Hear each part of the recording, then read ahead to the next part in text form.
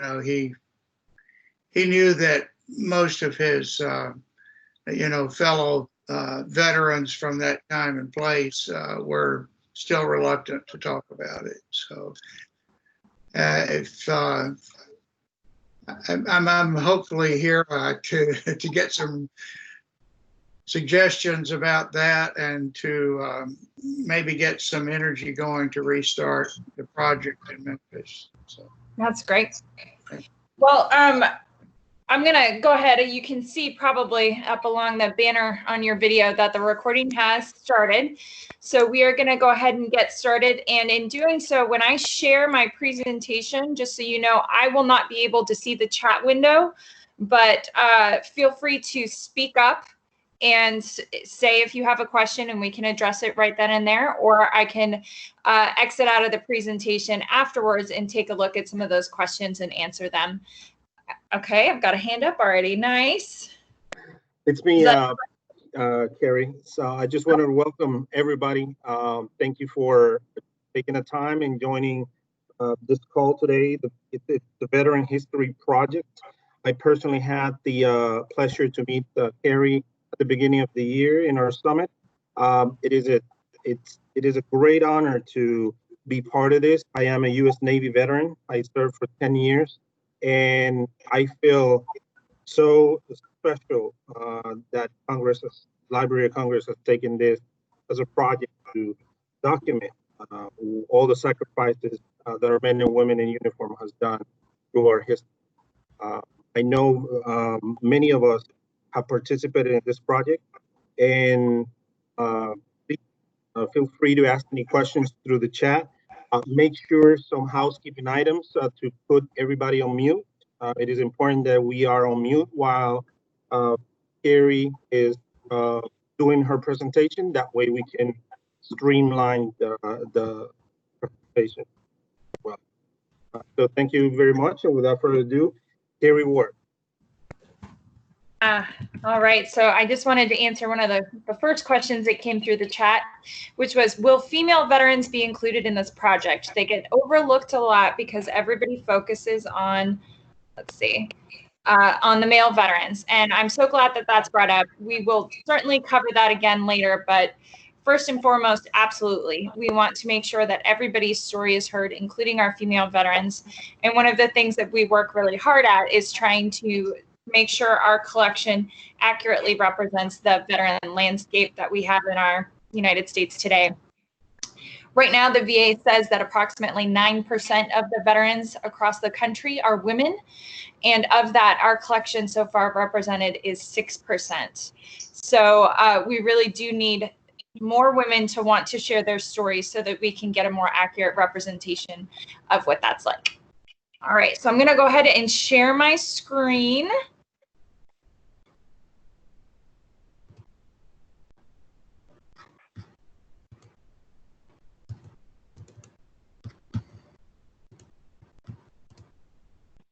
Is everybody seeing that all right? yes. Perfect. All right, so good morning. As was mentioned, my name is Carrie Ward, and I am a liaison specialist with the Veterans History Project at the Library of Congress. And what that basically means is that I get to work on different program planning, developing and implementing strategies that will help build our really important archival collection.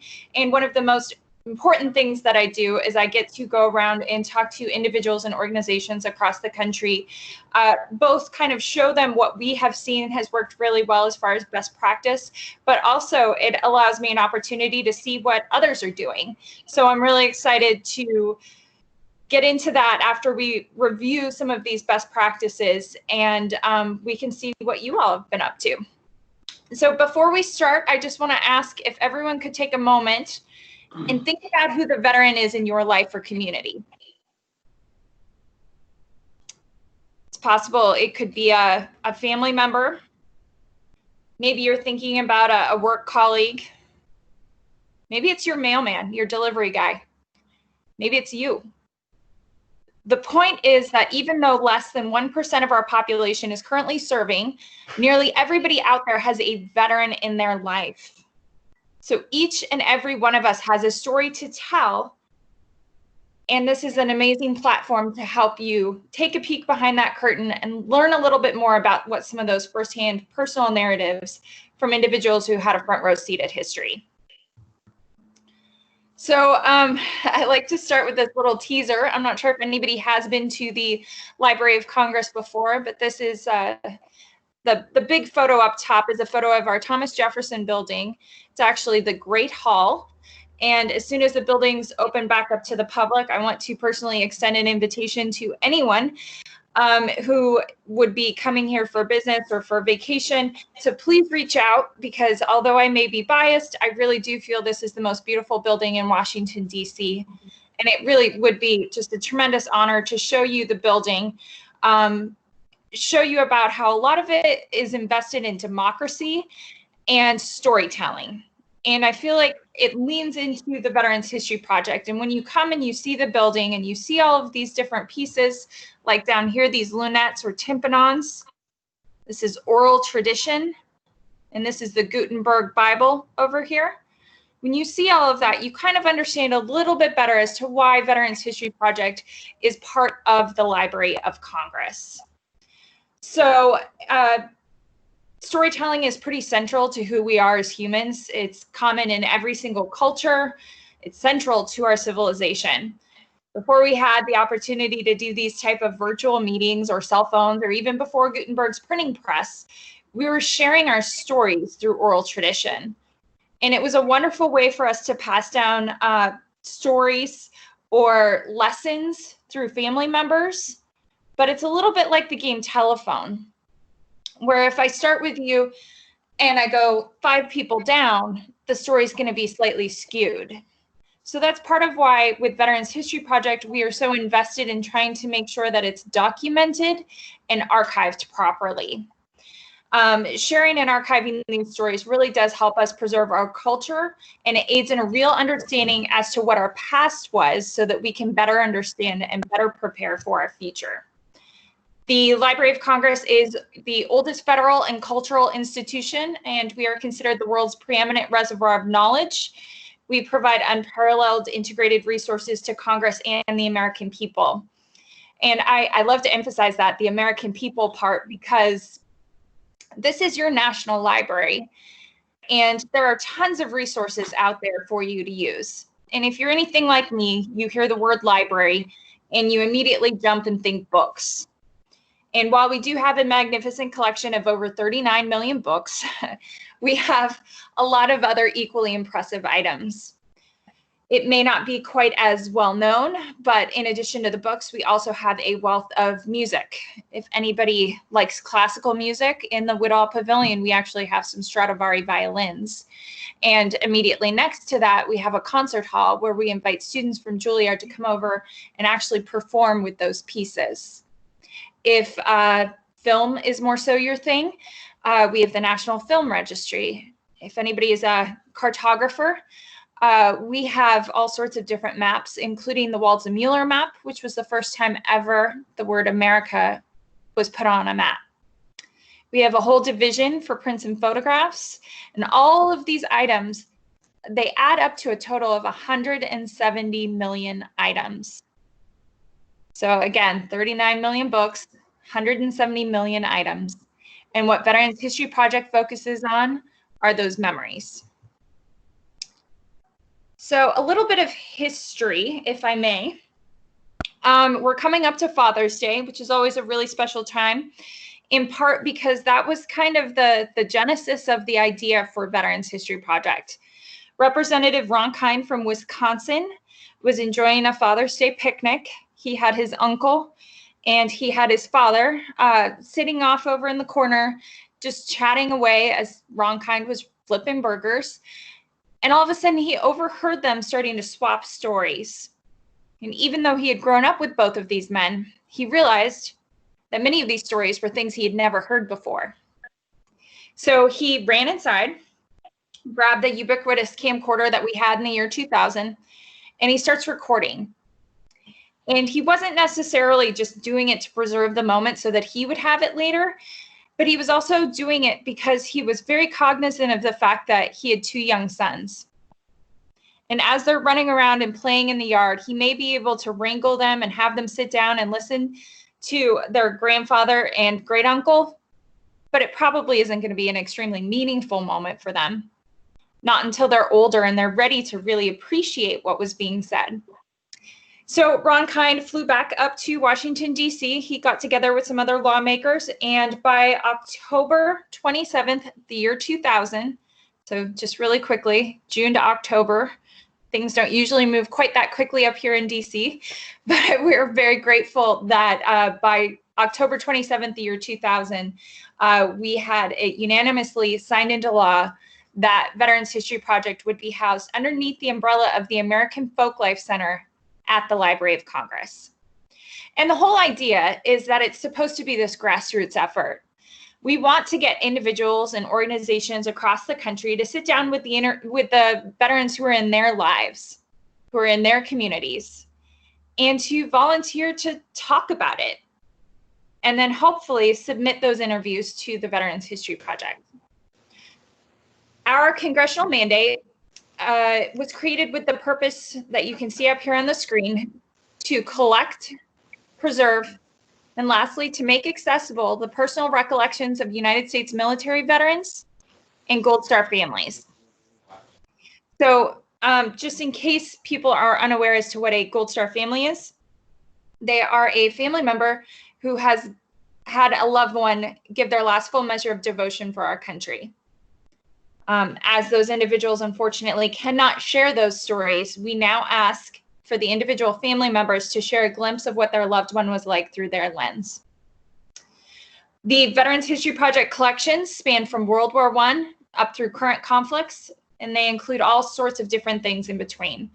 But really what we're looking for is those personal human experiences. And we do this because we want to make sure that future generations can hear directly from those who served and better understand this unique tapestry of events that make up our national history. Now, I know many of you know this, but just to be clear, we are not an official military record. In fact, that is more so the National Archives, which is just down the street from us. But rather, we are focused on the folk life of it. And these interviews are intended to supplement, but not substitute, the historical record. So that being said, when you are reading a book or watching a movie about war, it's not necessarily the historical facts about the battle that you remember, but rather it's those personal stories. These seemingly ordinary people who've had these exceptional experiences. And essentially that's what shaped our national history. And those stories come in all different shapes and sizes. And our aim is not necessarily to go after those big, glorious stories of Medal of Honor recipients, but rather we want from the motor pool to the mess hall. We want everything in between, because we want to make sure to honor the lives of the service members, no matter what shape their story comes in. Some memories are going to be happy. Some memories are going to be sad. And there's going to be a whole lot in between. Just to be clear, we are not necessarily a propaganda piece. So we're not looking for only the happy stories or only the encouraging stories, because we really want the full scope of what their experience was like to, again, make up that complete tapestry of events. This is an opportunity for them to have a platform to leave a lasting legacy of who they are as an individual. And it'll allow us all to learn, grow from, and remember. All right. I love this slide because this is when we get to get into a couple of the personal stories a little bit more. So all of the individuals up on this screen represent different individuals who had shared their story in some way, shape, or form. We do have some of those Medal of Honor stories. In fact, we have right over here is Vernon Banks. We also have some Navajo code talkers. We have some goofballs. We have poets. We have groundbreakers. Down here in this corner, we have Wendy Cram. Wendy Cram was, they thought, a shoo-in for the gold medal for skiing in the Olympics. But after the attack on Pearl Harbor, he decided to use his skills to join the ski troops. We also, this may be somewhat new to some of you. I know that when we first started, and for a number of years thereafter, our legislation very specifically said wartime veterans.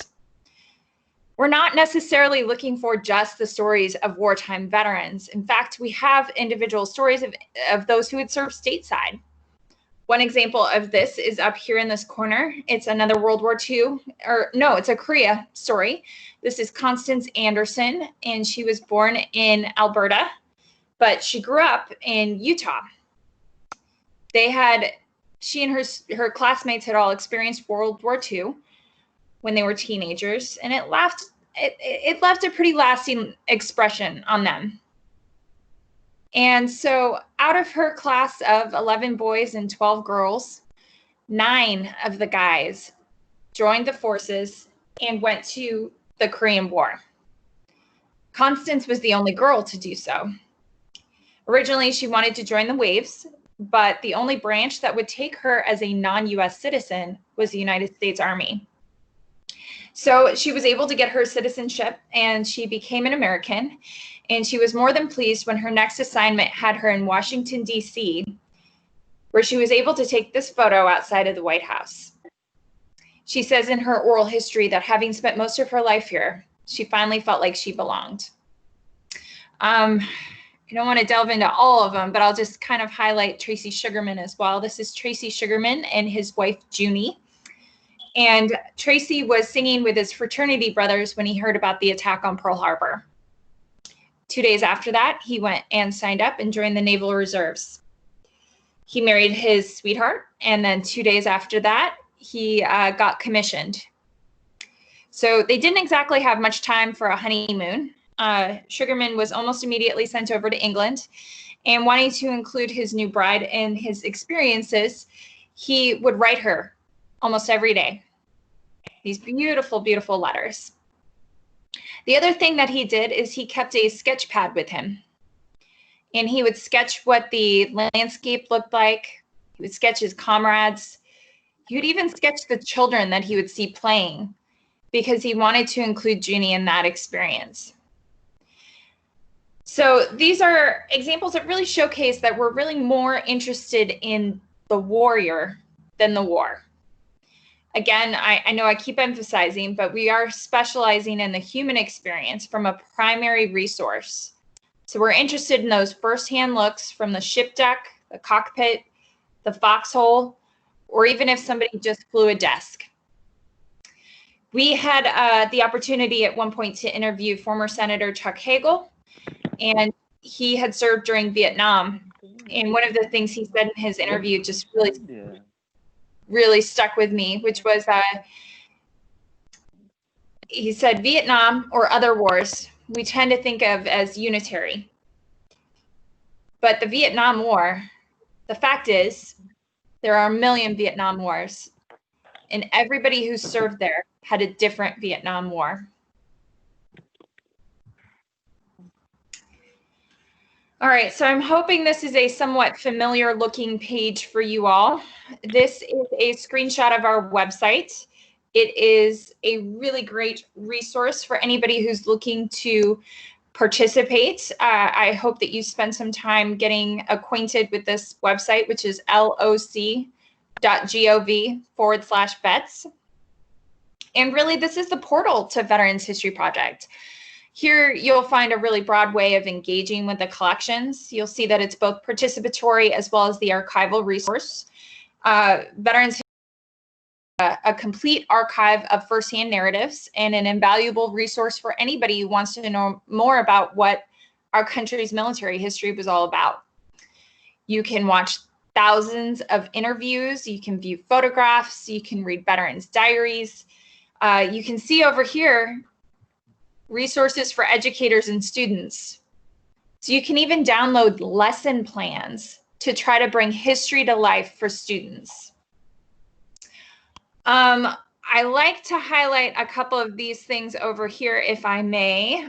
We are going to come back to the search function, but it makes it really easy to find relevant collections thousands of people use the online collections every single day. In fact, if you want to learn more about a particular topic, we would encourage everybody to take a peek at not only our blogs, which is featured down here, but also our Experiencing War web feature. It's an online exhibit where our reference librarian has curated different collections centering around a specific theme. These paired with our Facebook are a really great place to help us share curated collections that are really appropriate for a broad audience. You can really dig deep and find that different elements of the collections will be relevant to pretty much anybody, whatever their audience. So this one that we have featured up on the screen is about the GI Bill, but we also have one that's more specific to the art of war, and it's different two-dimensional pieces that have been contributed to Veterans History Project. We also have Wings of War, if somebody's more interested in aviation. We have medical personnel. We have submariners. We have chaplains on a divine mission. You know, chaplains can sometimes be overlooked when we're thinking about our veterans, but they have a really important role to play. We are currently featuring our 75th anniversary of the end of World War II. So please do take some time to peruse our website a little bit.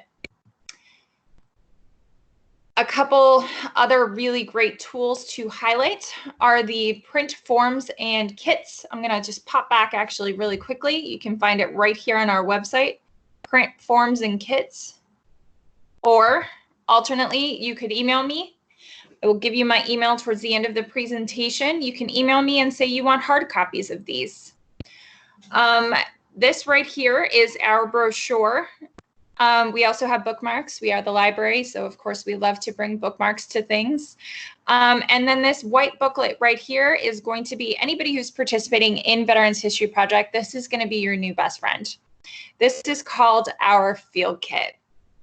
And inside our field kit, we have a little bit of the who, what, when, where, why, a little bit of history as to who we are, why we're doing what we're doing. But we also have step-by-step instructions for individuals who are wanting to participate. Another thing that's really important that we have in there are the release forms, biographical data form, which is essentially just a DD 214, and other areas for you to list out descriptions of the items that are interested in being donated.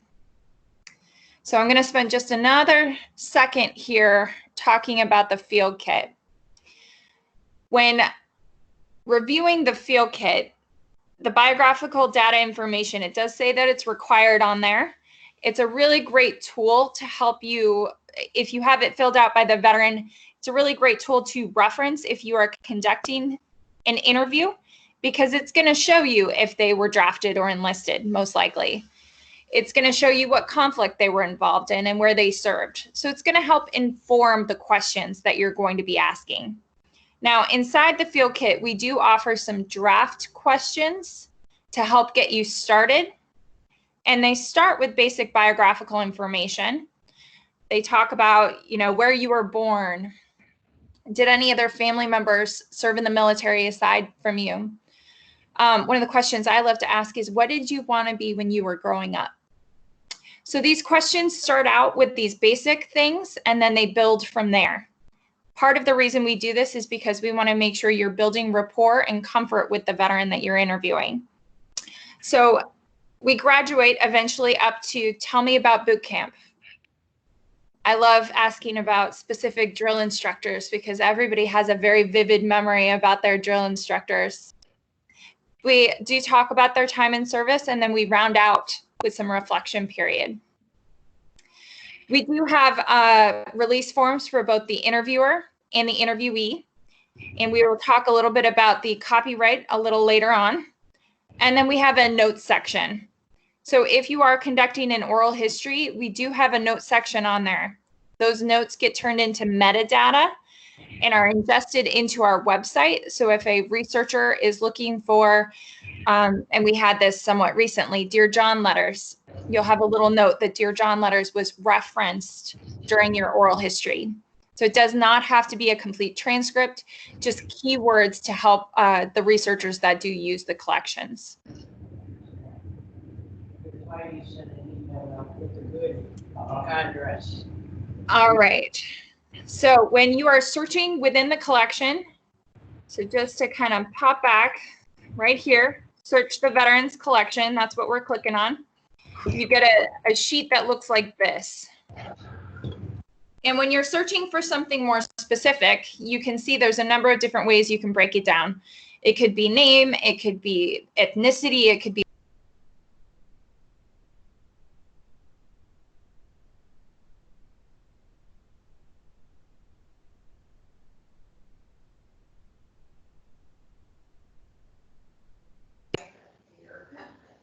We lost you, Carrie. Lost the audio.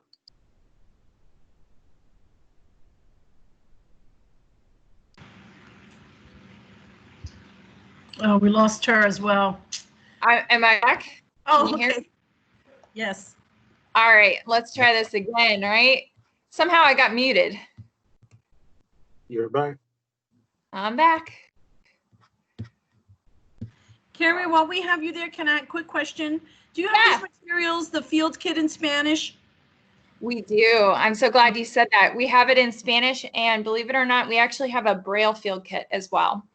That being said, while we have the materials in Spanish, we ask for things to be translated into English. So that means either having a translator there, or you can use this as a reference, but we do ask for things to be in English. Great Carrie, question. Quick comment. Occasionally you say right here, and you're evidently pointing at something with your cursor, but at least I'm not seeing your cursor. I doubt anybody else is. Okay, thank you for that. Okay, and I'm just looking, are the materials in Spanish? Yes, can't hear you. Okay, well then I will stop saying right here. Let me go ahead from the current slide, and I'll stop with my cursor because I know you can't see that. Any questions really quickly while we're on this search page? Has anybody played around with this before?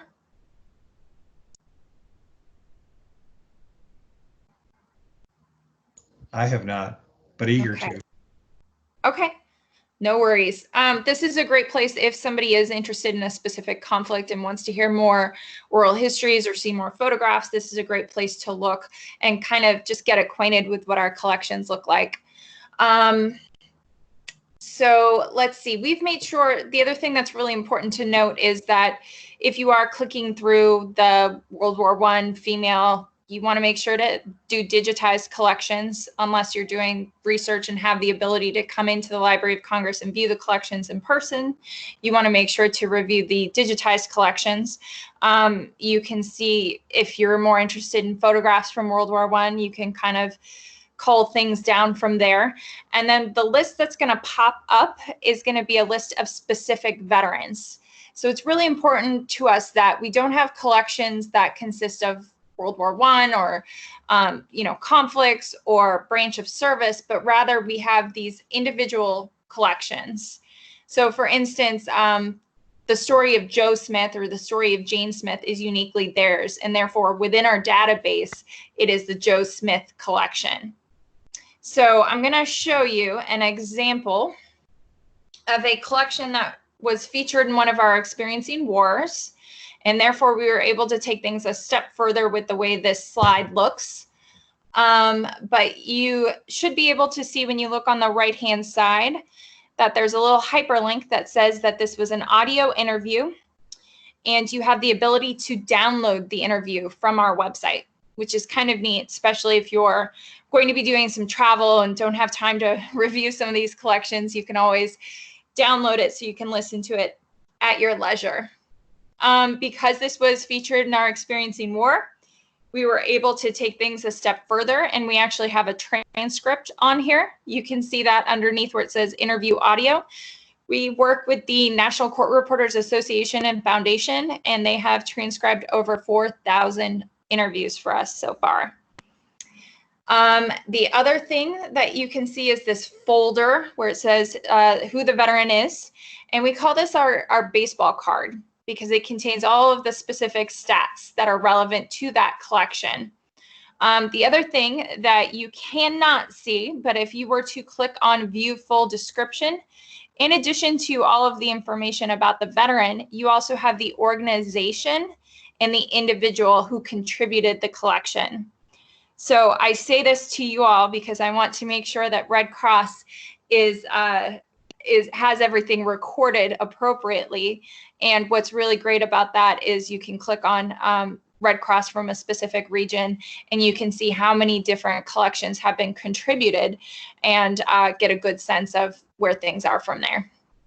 Same thing with the interviewer. If you've conducted an interview before, you can type your name into the search bar, or you can find a veteran who you've interviewed. And when you click on the hyperlink with your name, all of the different interviews that you've participated in are going to pop up.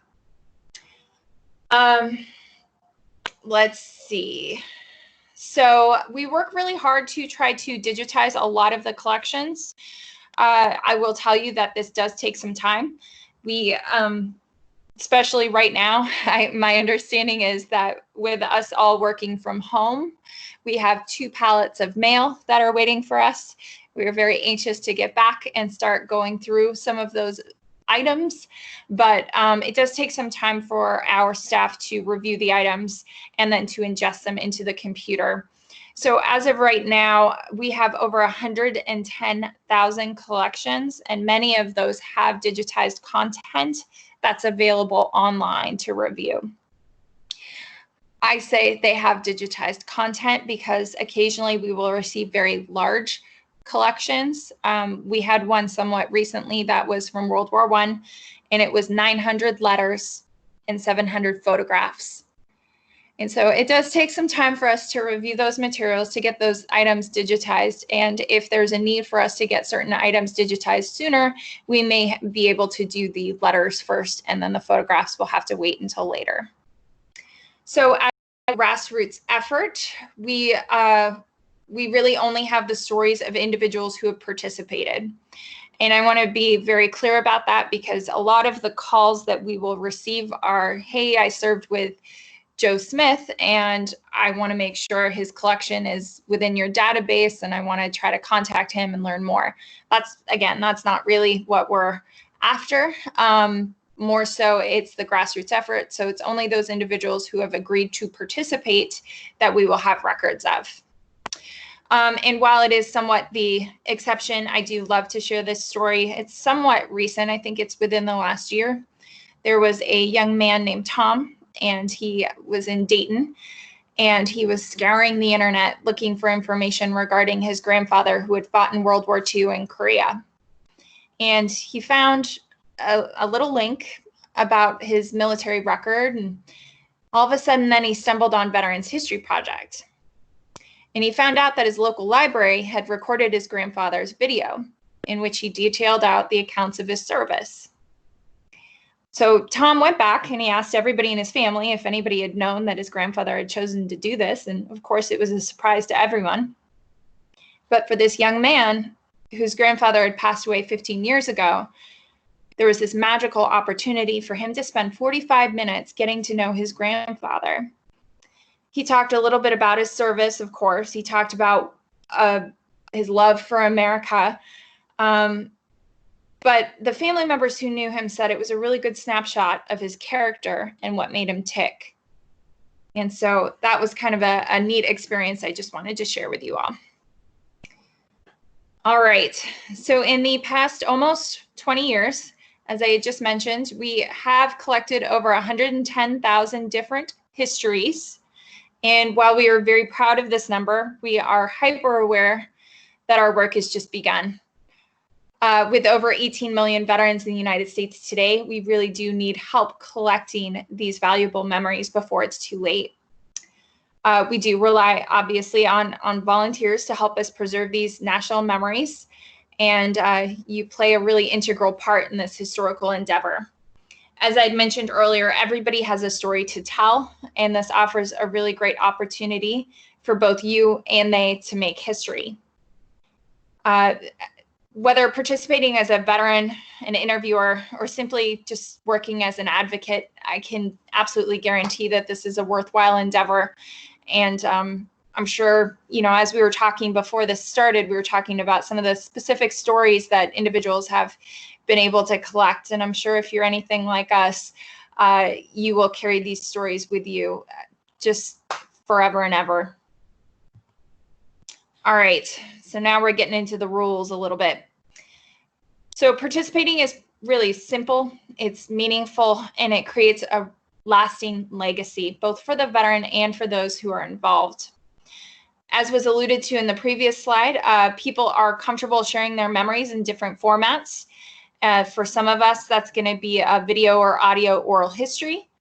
Others would prefer to write it down, or maybe even review some of the photographs that they had taken. Understanding that this is an archive and frequently used as a reference, we came up with some different minimums as far as what we can accept, and we've come up with a fun little mnemonic device of 30, 20, 10 to help you remember what those minimums are. So what that means is a collection could consist of a 30-minute or longer oral history. 30-minute is the minimum. I have received a collection that was 12 hours long from one veteran. He did take breaks in between, so no worries on that. But just know there is no limit to how long the interviews can be. The other thing that could establish a collection are 20 pages or more, and they can be double-spaced, of journals, diaries, or unpublished memoirs. And then lastly, it could be 10 or more original photographs, pieces of two-dimensional artwork, or letters. And as soon as you establish it with one of those three, you can add on from that. It's considered an open collection and the minimums are no longer required. So what that means is you could have a 12-hour oral history and you could have 2 photographs. That works. You could also have 11 letters in a 15-minute oral history. That works as well. I just want to ask really quickly, are there any questions on this? I'm hoping you can unmute if there are, because I know sometimes this gets a little bit murky with some folks.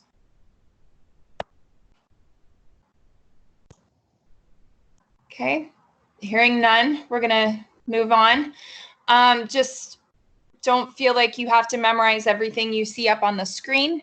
That white field kit has all of the relevant pages on there that are going to reference the 30, 20, 10, and they're going to do a slightly deeper dive as to what goes along with those. So for instance, we do have some description pages on the photographs, because occasionally we will receive photographs and we'll have no idea what's going on in the photograph or who's featured.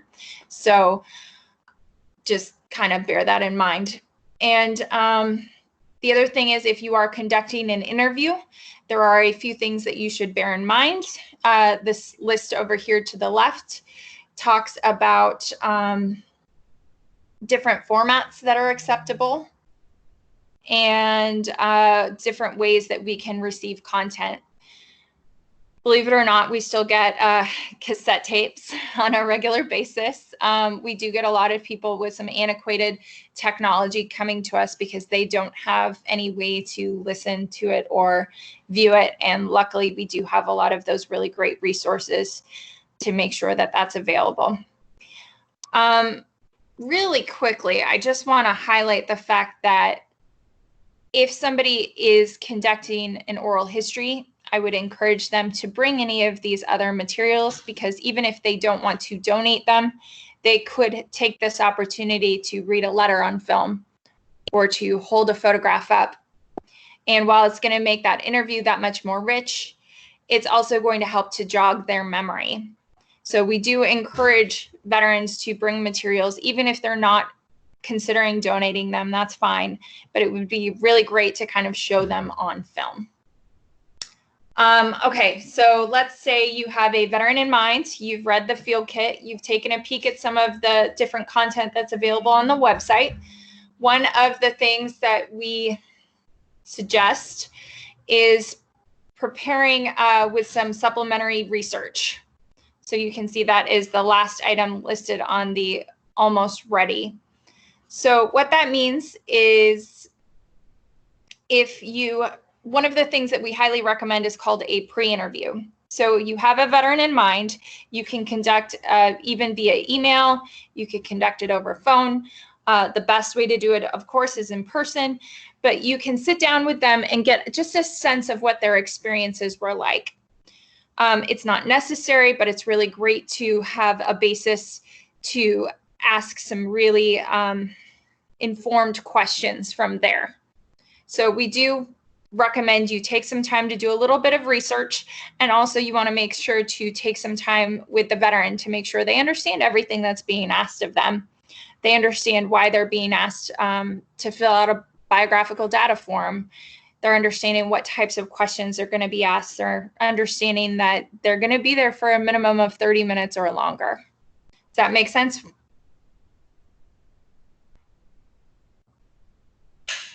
Okay. Another thing that you can do is you can make sure to prepare all of your technology in advance. So if you are using a mobile device, you want to make sure that it's not only charged, but also that it has ample memory. And it's fine to use these mobile devices. In fact, when I travel, I will use a tablet to record an oral history. And then another thing that I like to do, and I recommend if you have it available to you, do a redundant copy of the interview. And what I mean by that is I will use the tablet in video mode, but I will put my cell phone, which is on airplane mode, I will put it on as an audio backup. That way, if I'm sitting there with the veteran and something happens wacky with the technology, I don't have to stop them and ask them to start over. The other thing you want to do is you want to make sure to choose a quiet, comfortable spot for the interview.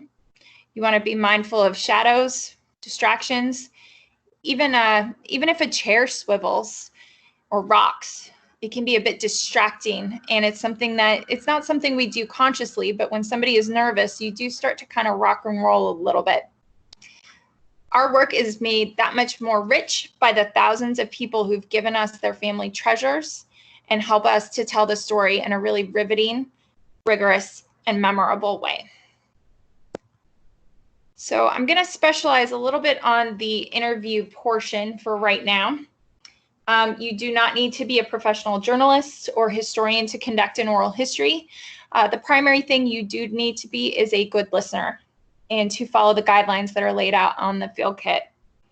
The number one rule with interviewing is to be respectful of the veteran's comfort. That means we are not going to ask probing questions, but rather engaging and appropriate questions. Again, I get for some people 30 minutes may seem like a lifetime, but because of those draft questions covering the full arc of somebody's life, you'll really get a sense that 30 minutes is almost never enough time.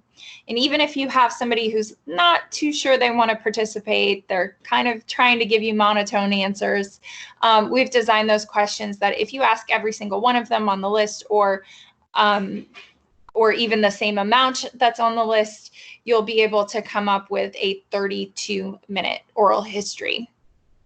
The draft questions, I do want to focus on the fact that they are just suggestions, not a checklist. It's just to kind of help get the ball rolling. We certainly encourage you to come up with your own questions. And one of the things that's important to note is that memory is not chronological.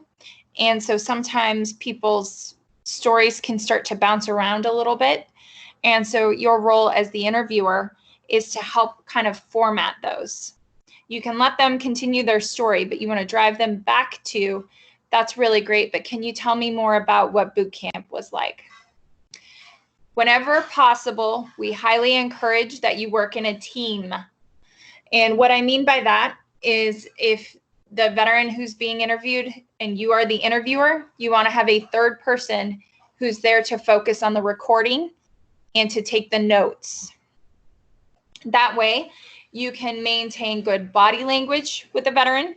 And what that means is little things like pointing your feet towards them, leaning forward a little bit with your posture, maintaining eye contact, smiling. One thing that I hear a lot is this is essentially a conversation. Don't worry, this is just a conversation. And it may seem that way at first, but it's really more so a one-sided conversation. This is ultimately the veteran's story to tell. And the questions are there to help give guidelines, but I've also seen an interview conducted where the interviewer had said their introduction, got in one question, and the veteran just continued to speak from there. They knew exactly the direction they wanted to take the story, and because it is their story to tell, we allowed them to do so. I encourage, although it's not absolutely necessary, that you take some time to get to know the veteran, even if it's just 5 minutes before, just to help build some rapport. Again, that pre-interview is really important. I'm actually going to try something. I'm going to exit out for a second, and I'm going to see if I can share an instance where somebody didn't take the time ahead of time to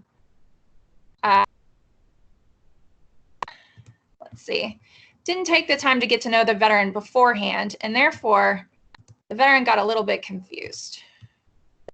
Let's see.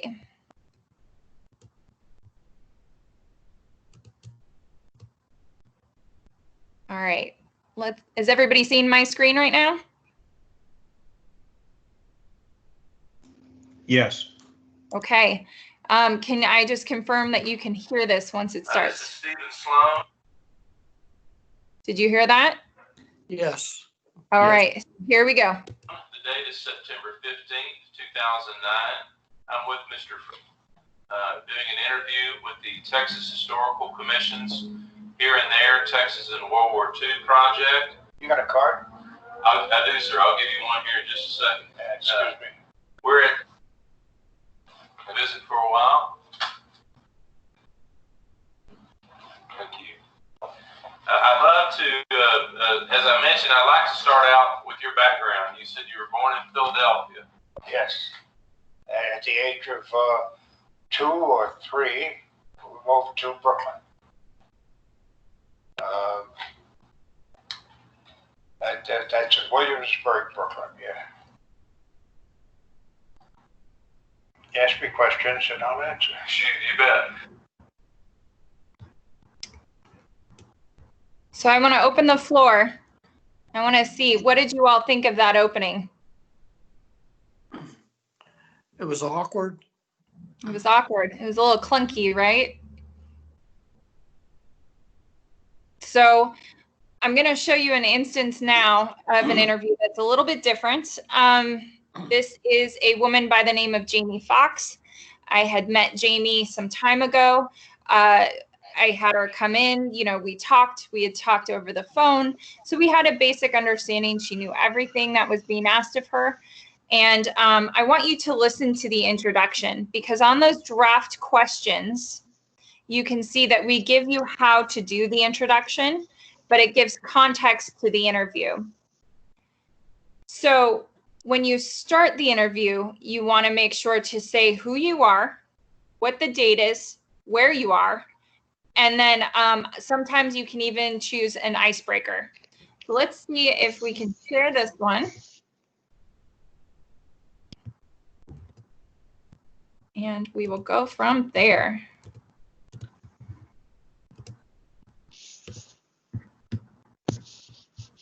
Today is Monday, February 11th, 2019. My name is Carrie Ward, and I'm a liaison specialist at We are here today in the magnificent Thomas Jefferson Building to talk to Jamie Fox about her military experience. So, Jamie, can we start with how you spell your name? Yes, Jamiefox. That's the hardest question on there. Not Not bad, right? Yeah, not bad. Okay, so for another easy one, can you tell us where you were born? I was born in Havre, Montana. Okay, Havre, Montana. All right. And did you have any siblings? I'm the youngest of 5. Okay. So I have 1 sister and 3 brothers. Wow. So what was that like growing up? It was fun. It was, we all survived, so that was good.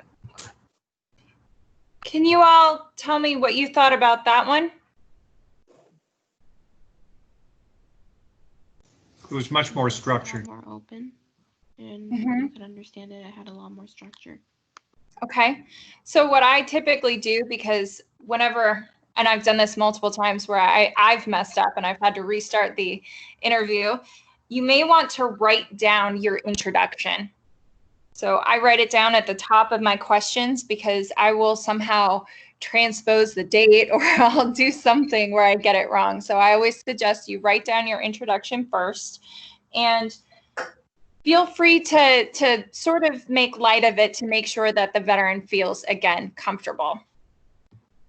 All right, so I am going to go back to the PowerPoint. Maybe.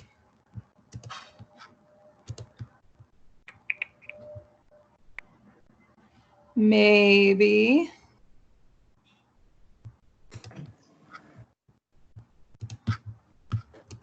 There we go. Okay, so a reminder, we want to make sure you have your phone or mobile device on airplane mode and that you have ample room on it. Can anybody tell me what's going on that's wrong in this photograph?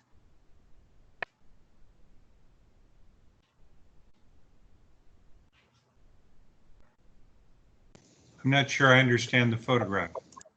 Okay, so it looks like there's a woman who's holding up her mobile device, recording, I guess you're right. She would be recording an oral history from there. Do you see anything wrong with the way she's recording the oral history? She has a photo of someone on her screen who may have nothing to do with this situation. Okay. I'm hoping it's a picture of the actual veteran. Yes, it is. It's the way she's holding her phone. She's including herself.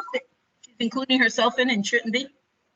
Yeah, those are great things. Another thing she's doing is she's holding it with her hand. Don't you think after maybe 10 minutes, her arm's going to get tired? Then she's got it in front of his face and her face, so it's not very personable to Exactly. engage him. Hard to make eye contact with that, right? Yeah, and the trust factor. So that's a big thing for like a lot of older people, is having the eye contact and being personable and actually being engaged with them. Absolutely. So we talked a little bit about nodding your head, but nonverbal cues are going to be huge when conducting these oral histories. You can even let the veteran know ahead of time that you may not be answering with verbal affirmatives, but you will be visually showing them what you mean.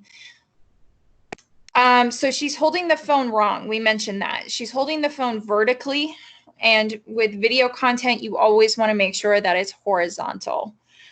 We want to make sure that she has somewhere to put the phone down.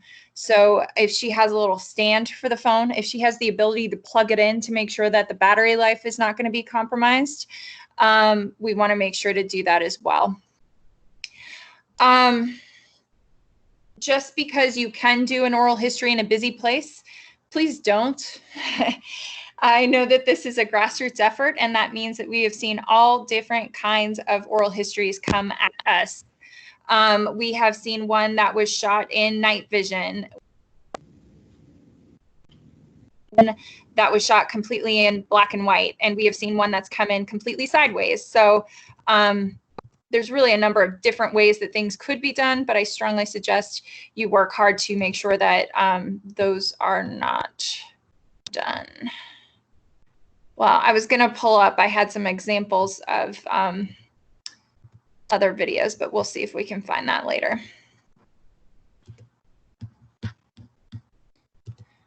All right.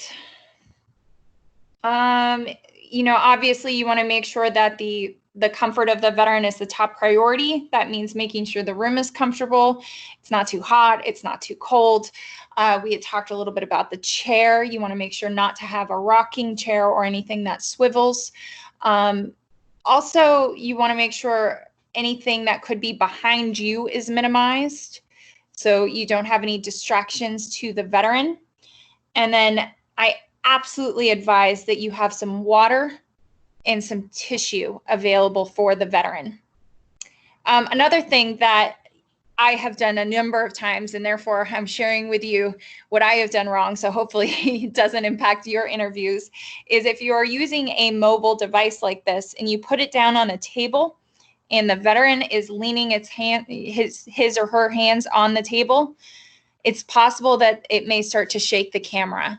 So if you are setting up a mobile device or even a camera, you want to be aware of what could shake that. You want to make sure to do all of your technological checks of things in advance so that it minimizes what the veteran sees and again kind of builds their comfort level. You want to ask those open-ended questions. You want to encourage veterans to share their story regardless of what your thoughts or opinions are. And I know that that can be very challenging sometimes. Another thing that's really complicated for a lot of people is silence. I love silence. We as humans have a tendency to want to fill that silence, but I would urge you to lean into it a little bit, even just a beat more than what you're comfortable with these interviews, because it's possible that the person that you're interviewing is trying to remember something, or it's possible they need just a moment to collect themselves. That being said, I typically advise that you work out a hand signal with them in advance. You can let them know that this is their interview, this is their story to tell. The questions are simply guidelines. And if at any point in time they want to stop or take a break, they are more than welcome to. And that could just be a wave of their hand off the cropping. And that's your cue that they need to take a break. Could be restroom break, could be they've got a little tickle in their throat. It could be an emotional response. So you want to be prepared for that. Let's see, jargon. A lot of times, especially if it's a veteran interviewing a veteran, they have a tendency to slip right into jargon. And while I love that that rapport is there and they're comfortable to speak like that, we want to make sure that we spell out what the meaning is, because a lot of those who are going to be reviewing this material may not be sure what that means. Clearly, they're going to be expressing the anecdotes in the way that they remember them. Sometimes it's really great to have, as I had mentioned, veterans interviewing veterans. Sometimes it's really great to have family members interviewing family members, but sometimes it's really great to have a stranger interviewing a veteran because it allows them to take that filter off and to speak more freely. It's possible that somebody could have a political statement or say something again that you maybe don't believe in. I would urge you to refrain from responding. And sometimes that can be challenging, but remember that this is their story to tell. And so if they want to use this opportunity to get on a soapbox and have a political statement, that's fine for them to do. Any questions in regards to the interview right now?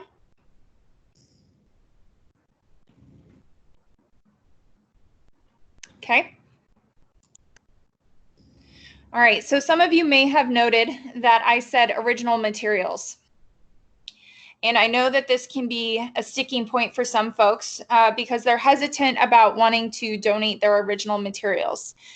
I can assure you that there are good reasons to do this. We certainly don't want to take anything that somebody is not willing to provide. You know, this is their opportunity to do so or not, but we do have a safe, secure facility. It's humidity controlled, it's climate controlled, and of course it will increase the research value of those items.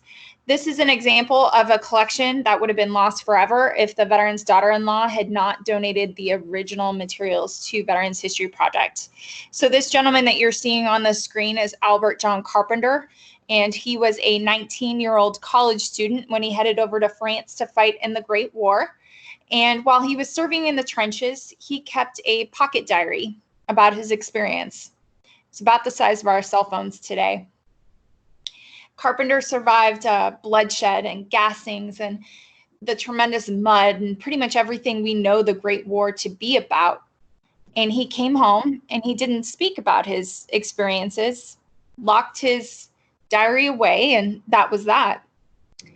Sometime after that, Albert John Carpenter's daughter-in-law, Shirley, started telling the family she didn't feel right about having these materials just sitting in the hall closet with the family Bible and other precious materials. She really wanted to make sure that they could survive for the next generation and the generation after that. We are not the only repository that does things like this. We're very grateful that they chose us because, as you can see from the email that she had sent, Hurricane Katrina put 5.5 feet of water in their basement. So again, all of this would have been lost forever. Now, another thing that I think is kind of neat is when we received Albert John Carpenter's diary, it wasn't in the best condition. It was loose leaf, there were tears, and there was some pretty severe water damage. So the family was they didn't really touch it because they didn't want to damage it any further. And they let us know that they couldn't even read a lot of the pages because they were so badly damaged. So after it came to the Library of Congress, we were able to send it over to our Preservation and Conservation Division, who was able to repair the tears with Japanese tissue paper. And this photo that you see up on the screen shows that with a proprietary chemical under ultraviolet light, for the first time ever, the family was able to see what was written on some of those pages.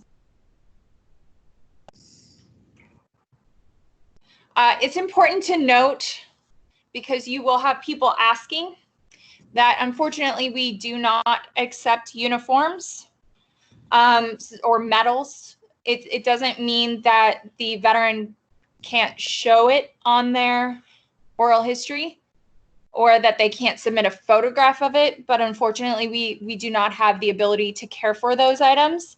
We do on our website have a list of alternate repositories that we have worked with, and we would be happy to find a forever home for those items.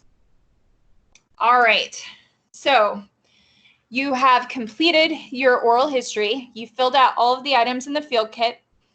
After the interview, you thank the veteran, and we highly recommend that you send a copy of the interview to the veteran. We do this because, as I had mentioned, we receive just a huge backlog of items, and therefore we can't guarantee if and when collections are going to be digitized and made available online. So we want to make sure that the veteran and their family member has a copy of the video. And I know the Red Cross has done a phenomenal job. In fact, when I saw Jamie last, I got to see what the end product looked like for the veterans in the DVD case, and it's beautiful. You guys do a great job. You want to make sure to send everything via commercial courier to the Library of Congress. We cannot accept things via regular mail because we have things radiated when they come through the mail, and we want to make sure not to destroy any of the items that are coming up. Normally, we would say wait 4 to 6 months for publication of the biographical information to be available on our website. Obviously, because we are all still sheltering in place at home, we're not quite sure what those numbers are going to look like. So I would hope, please try to be a little bit patient on that. But once we have staff back up in Capitol Hill, we're going to be able to send a postcard to the participating organization and the veteran to let them know that we have received the collection and we are working on their submission. The initial stage for our processing team is that they review the collections. They make sure to check it against our minimums to make sure one of those minimums is met. They make sure to enter the donor and the veteran information into the database. They send those acknowledgement postcards. They review for any preservation or conservation concerns to make sure that those are addressed. And then they start to submit the biographical information onto our online database. All of the collections are held at humidity-controlled and climate-controlled facilities, both on Capitol Hill and out at Fort Meade. So I loved the question about female veterans, and I cannot tell you how many veterans I have met who have said to me, oh, I didn't really do that much. I don't really have much of a story to tell. And to that, I say, introducing Heather Sandler. Heather Sandler comes from a long line of military service. Her father, her cousins, her brother, her grandfather. They all served in various branches. She chose the United States Navy. She served during Operation Iraqi Freedom, and she served aboard the USS Abraham Lincoln, where her role was loading armament on F-18s. And when Heather was done with her military service, she was working for a congressional office. And somebody from the VA asked if she would consider speaking about her service. She was dumbfounded. She didn't understand why she would want to speak about her service, and why would anybody want to hear about it? But as you can see from the quote, it was one of the most cathartic experiences she has ever had, and she no longer hides the fact that she's a veteran. Heather, just like Representative Ronkind, Heather had 2 young sons. They had seen Mom dress up for Veterans Day once or twice for school. They had no idea what she did. This was a way to make sure that when they were ready, they would be able to visit with Mom and see what it was that she did. Heather's story didn't stop there. Heather was actually then featured. She wrote a lovely blog for the VA about her experience. And then her story was featured in an exhibit from the Atlanta airport, the Hartsfield-Jackson Airport. There's a whole Hometown Heroes Hall. All right, almost done. So vivid as if they happened yesterday, these heartfelt accounts, they make us laugh. They make us cry. Most importantly, they make us remember. And while they are not a formal history of war, they really are a treasure trove of individual feelings and personal recollections. They cover a lot of things that the history books and documentaries that we see don't necessarily include. As you heard from Heather's story, they don't just sit on a shelf, the stacks of the Library of Congress. In fact, they are used on a regular basis by researchers, library displays, and occasionally to shine a spotlight on some neglected honor. Another important factor is the fact that the veteran and the interviewer maintain the copyright to the story. So when you are reviewing that field kit and you get to the release forms, I want to make sure that you read it through, because you can see that you maintain the copyright to that. So what that means is, while we can use it for displays around the library, we can use it for educational purposes. If somebody comes to us and wants to write a book, or if Ken Burns comes to us and is doing research for a documentary, we send them back to the veteran or the next of kin to make sure to receive permission to do that. And it's a great way to make sure that story is told in a more controlled way. Has anybody read the book or heard about the book Code Girls? I'm going to take that as, okay, yes. Okay, excellent. So for those of you who are not familiar, during World War II, a lot of the men were shipped off to go fight and support our country. A lot of the women were doing things like, we've seen the iconic Rosie the Riveter, but we needed some help breaking code. We needed help as far as the intelligence goes. And therefore, we turned to women's colleges. And the women who were doing very well in science and math may have received this little secret postcard asking 2 questions. If they're engaged to be married, and if they're good at puzzles. And if they answered correctly, they may have been recruited to be part of this top secret code breaking mechanism, where the only thing they could tell anyone was that they were secretaries for the Navy or secretaries for the Air Force. And a lot of these women, they kept their secret for 70 plus years. Some of them took it to their grave. This woman by the name of Liza Mundy was doing some research with the Veterans History Project and also the National Archives. And we were able to pull over 20 stories of women who had served in positions saying that they were secretaries. And because we sent them back to the families and the veterans, Liza Mundy was able to polish up this book and just really unearth these hidden figures. We had Liza Mundy come out and do a book talk, which was, of course, fabulous. But even more astounding was the fact that a year after that, we were able to have the first ever Code Girls reunion at the Library of Congress. We had 5 original Code Girls come out and speak about what their experiences were like. They got to visit with each other. Some most of them, I don't think most of them knew each other. So this was a pretty neat experience. And with that, we had over 40 different family members who came out to represent their loved one who was no longer with us. We had a beautiful promenade in which they carried photographs, and they got to as well visit with each other and kind of compare notes about what their mom, their aunt, their grandmother had done during the service. Included in that with the family members was Bill Nye the Science Guy. His mom was a code girl, and so it was kind of neat to hear his perspective. We have a docent at the library whose mother was a code girl, and because they weren't allowed to share what it was they were doing, and she wasn't a very good liar, she chose to share that she was a showgirl during World War II, which was clearly not true, but a better lie than trying to say she was a secretary for the Navy. The last thing I had mentioned was shining a spotlight on the neglected honor. And for that, I would turn your attention to the bottom right photo in which you can see Lieutenant Colonel Charles Kettles, who shared his accounts of a heroic action in Vietnam, where he was a helicopter pilot. He is credited for saving 40 troops' lives. He volunteered to go in when they were ambushed and just continued to go and pick them up and return back. He told his story with Veterans History Project, and the interviewer just could not believe his ears. So what he did is he started to reach out to the individuals who he's credited to saving.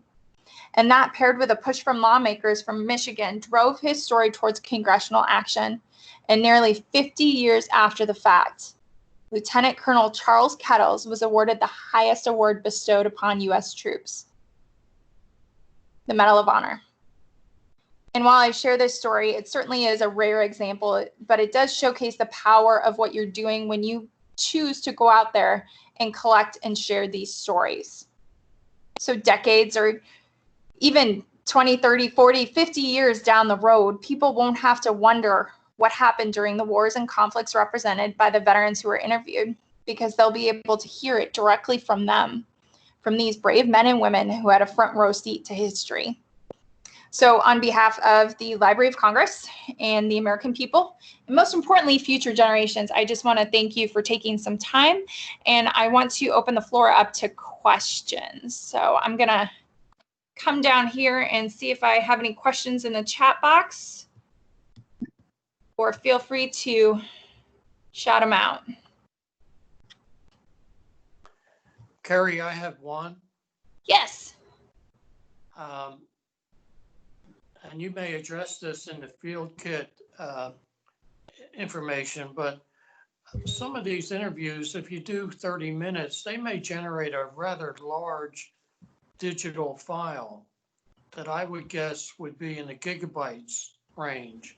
How do we put those on like a USB stick or something? Thank you. So am I still sharing my screen of the PowerPoint? Yes. Can you all see that? Okay. Yeah. So do you see, and it does mention this in the field kit, but we do accept CDs, DVDs, USDs, mini DVDs, cassettes, but lately we're seeing a lot more of the jump drives and the USBs. Oh, I see it now, yeah. Yeah. David had asked a question about veterans who had passed away. Absolutely. We have a number of posthumous submissions that come to us, especially now when it comes to World War I, when we unfortunately do not have any more World War I veterans around to share their story. But family members will find in their attic, just like Albert John Carpenter, they will find a collection and they can submit it so long as they have the 20 or 10. All right, do you prefer recording with a smartphone or camcorder? Great question. I would say, number one, it's got to be whatever you are most comfortable with. We encourage people to use the highest quality possible, but smartphones and tablets are just getting so incredible as far as the technology is concerned that it's almost hard to keep up with the camcorders. So I would say whatever you are most comfortable with would be your best bet. I'm going to just scroll back and see if I have any further questions.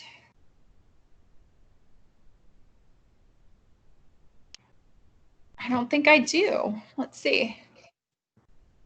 Do you, anyone else, any questions? Carrie, I have a comment. This is Jamie. Hey, Jamie. One of the things that I want to mention that is important is clear direction and explanation and how the interview is going to be. A lot of the times we assume that by delivering the material and by a veteran or family member reading it, everything will be clear.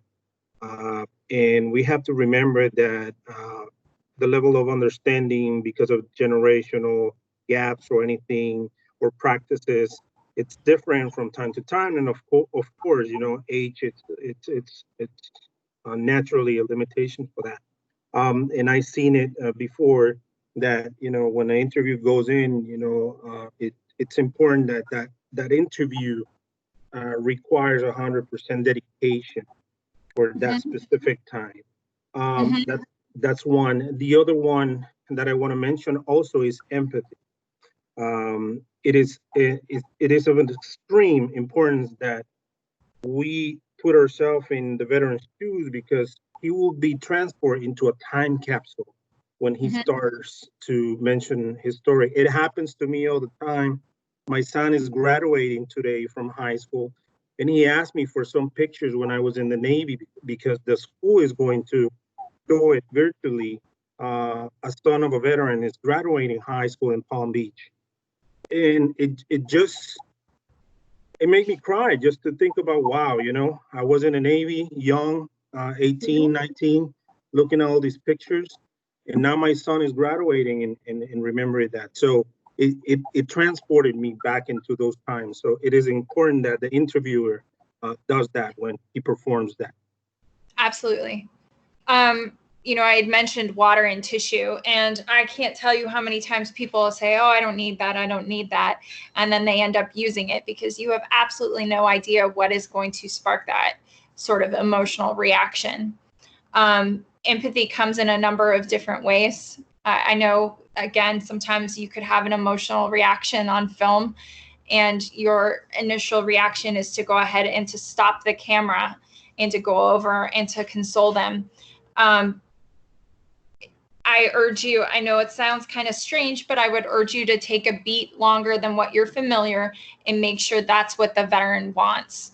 There was one gentleman who was serving, and he was talking, I mean, his whole service was, we got through most of it, but we were on the reflection question period. And he was telling me about a tree that's out at Arlington. And he's never responded emotionally about it before, but for some reason that day, that time, it sparked something in him. And he cried for 2 minutes, just uncontrollably. And I asked him if he wanted me to stop, and he said, no, I want people to see this. I want them to see this part of it as well. It's also a really great opportunity for me to reference in the back page of the field kit. We have a list of resources, and I would encourage you to make sure you're familiar with where that is in the field kit so that you can refer that to the veteran if need be. While you do occasionally have some of those emotional reactions, your role is not necessarily as a counselor. You are not a trained psychiatrist at this. So we want to make sure that if it does spark an emotional reaction, you have those resources available at your fingertips to make the veteran aware of. Let's see, can interviews be done with ARC owned equipment? My answer would be yes. Jamie? Absolutely. It's a project in conjunction with the library, and of course we can. And it's a volunteer hour process, so definitely this weekend. I had the question about Spanish items. Yes, but I think probably better I'm going to type into the chat my email. My email is that. It's right there. It's kwar@loc.gov. Probably better, as I have a bulldog running into my room right now. He's not supposed to be. Probably better to go ahead and shoot me an email that way, as soon as we are back, I can go ahead and ship you as many of those items as you need. Some of the other informational items that we have are those lanyards. If you've seen those before, Jamie, I know you're familiar with them, but those purple lanyards that say Veterans History Project, it's great to hold your keys on. We have the bookmarks, as I had mentioned. Any of those informational materials that you want, please feel free to reach out and we can send you as many as you would like. And I love to be able to give those to veterans before or after the interview as a small token of our appreciation. I just want to, just to be clear, and for all the volunteers and participants on this call, I wanted to kind of go to the steps of what is the next step to start the project. If anyone is interested, Yeah. I would like you to mention that. Sure. So, I mean, step one would be checking out the website, taking a peek at that field kit, finding the veteran that you're hoping to interview. And I know Florida is a little bit different than we are up here in Northern Virginia right now, but we want to make sure that you're doing things safely. And so what that means is in-person interviews you may or may not be able to do right now. So we want to make sure that everyone's safety is considered. We don't typically recommend virtual interviews. I know that that's something that we're seeing we can easily do. But as Jamie and I experienced earlier today, we had some technological difficulties, even though we had practiced this yesterday. So it comes back to the fact that everybody's level as far as technology goes is going to vary. And then also you're missing a lot of that personal touch that you have with in-person interviews. You know, the leaning forward doesn't quite work as well on screen as it does in person. I want to talk, actually, you had mentioned empathy, and I want to share this because unfortunately, because things were done virtually, we weren't able to do the full capacity of what we normally do in a workshop like this. One of the things that we do, though, is a briefing, or excuse me, some exercises. But rather than that, I just want to mention that if somebody's uncomfortable, somebody starts their interview with their arms crossed and their legs crossed, and you can just tell they're uncomfortable, you may want to try to work into the interview. And the other thing that you can do is you can mirror what they're doing and then gradually work out of it. Just a fun little tip of things to do. So of course you want to lean forward, show you're engaged, maintain eye contact, nodding, and mirroring. We had one gentleman who was twiddling his thumbs the whole time. And so what I did is I had my arm down and I just kind of did this, and it started to sort of calm him down and put him in a better mind frame. And I think the way the questions are designed, where they build, it also helps the veteran feel more comfortable. We could be researching sources for our interviews. There's a lot of prep we could be doing right now. Absolutely. The other thing is this is a great opportunity to really take some time to focus on that pre-interview that we had talked about. So if you have the veteran, you can take some time to get to know them a little bit better. Take some time to make sure they understand, again, what's being asked of them. You can send them virtually the field kit and have them start to fill it out. It's PDF fillable, so they can do it from their computer if they're comfortable with that. And then they can send it back over to you. So there are options there. Other questions?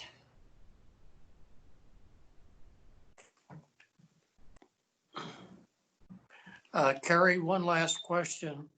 Could you give us your email again a little slower this time?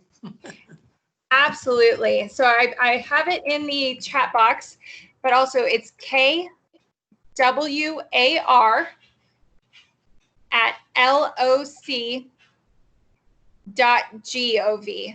So Library of Congress, we're a government entity, and my name is Carrie Ward. So. All right, thank you very much. If anybody emails me and feels like a phone call would be preferred, our desk phones have all been sent over to our cell phones, so please feel free to do that as well. My phone number is 202-707-1196. Many World War II photos from a deceased veteran. Can I scan them and email them to you? Oh, great question. That goes back to the original content. We don't really love to get scans. What we have seen in the past is unfortunately some not the best scans that have come through. So right now we take them as a case-by-case basis as far as virtual things like that go, but we would prefer the actual original content. And then we would encourage you or any family members to keep those virtual copies or those backups. Great question.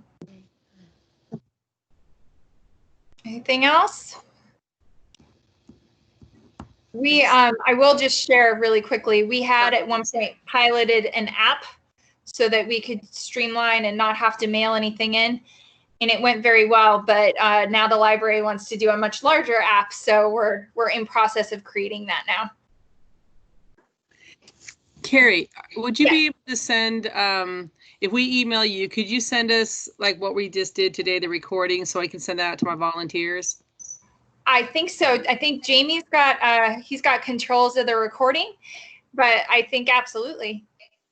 Okay. I will encourage you though, if approximately a year goes by, I want to make sure that you know that we offer free trainings like this, either virtually or in person.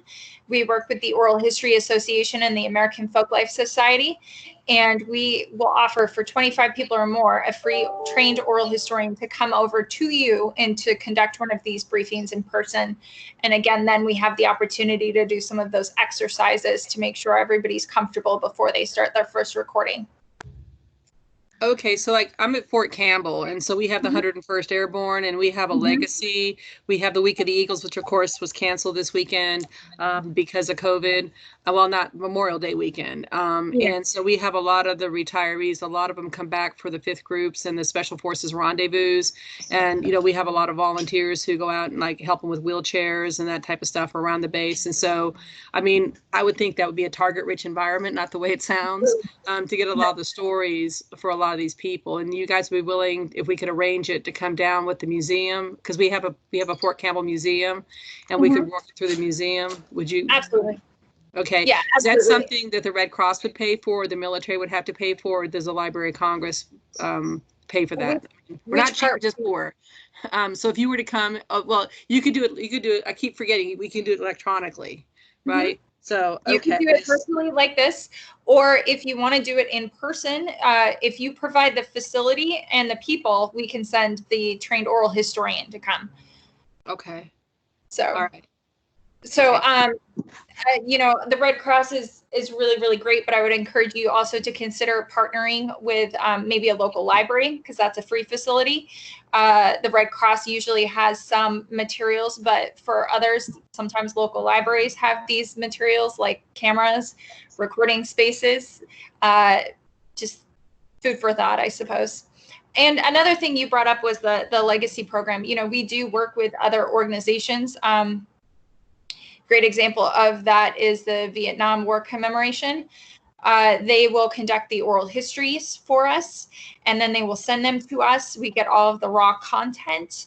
And so we have kind of duplicated efforts, if you will. So if you go on their YouTube page, you can see that all of those videos are up on their YouTube page, but we are the official repository. So the researchers will be able to come to this place. So we share content is my point. Okay, thank you. The copy goes to you and the veteran. If you want to put it on YouTube, if you want to do a radio program with it, whatever, that's entirely up to you. We had a veteran center at the local college. Yes, Student Veterans of America is wonderful. It's a really great resource as well, and I would strongly encourage that. Any other questions?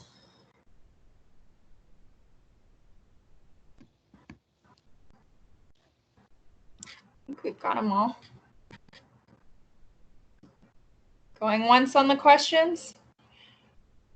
Going twice.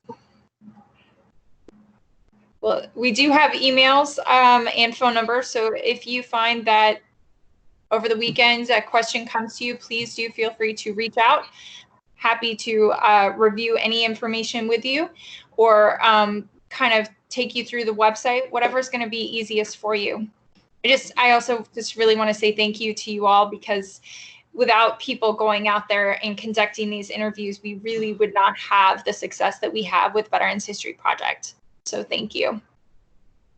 Thank you. Oops, sorry about that. Go ahead. Yeah, thank you, Carrie. Thank you. Thank you very much. Yeah. Carrie, thank you. It is 12:30. I want to thank our Carrie Ward for taking this time. We've been chatting for about an hour and 30 minutes. It's been a great pleasure to have you as a part of this call. I also want to thank all the participants for taking the time and show their interest in this great project. I wish everybody a wonderful weekend and a great. Thank you very much. Thank you. Jamie. Thank you. Thanks for setting this up, Jamie. It was terrific. Thank you. Thank you, Carrie.